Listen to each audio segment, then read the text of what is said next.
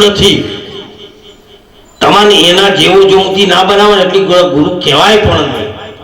આ તો કહે અમારી ફોટે આરતીઓ ઉતારજો, પેલા નમસ્કાર કર, અમન પગે નમવા આવો તો બધા પેલા 20 જણા બેઠા હોય તો મારા પાસે આવવાનું.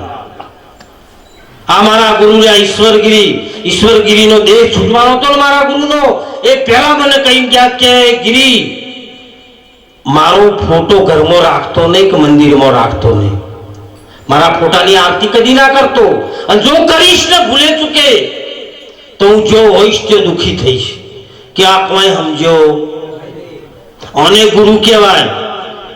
તમે આવું કરો છો, તમે કર્યું કોઈ દાડો ના? ગુરુ એમ જ કે પેલું ટીલું જ મને કરજે. શું બીજા બધા કોથળા લઈને બેઠા છે? આ શરીર છે આ શરીર નથી. જેને એક ઓળખાણું છે એને કેમ ટીલા ભેદ પડે? જે બધામાં એક છે તો ટીલું છેલ્લે બેઠો એને કહીને અહીં આવે તો શું ફેર પડી જવાનો છે? અને જો સુધી ગુરુ તો છેલ્લી ભૂમિકા ઉપર એમ કે મારા ઈશ્વરગીરીએ મને કહ્યું હતું કે મારા ફોટાને કોઈ દાડો ફૂલાર અગરબત્તી કે દીવો ના કરતો, મારો ફોટો મોટો મઢાઈ ના લગાવતો, યાદ માટે રાખવો હોય પાકીટમાં રાખવો હોય નાનો રાખજો. એને ગુરુ કહેવાય. આ તો ખસી કરી અને નહીં ગાયના કોમનો રહ્યો કે નહીં બળદીયો છો, અને વચગાળાના તલ કો તો આખા ભલા કે કો તો પીલાઈ જાય તો હાર આપણા અધ કચેરી થઈ ગયું ને.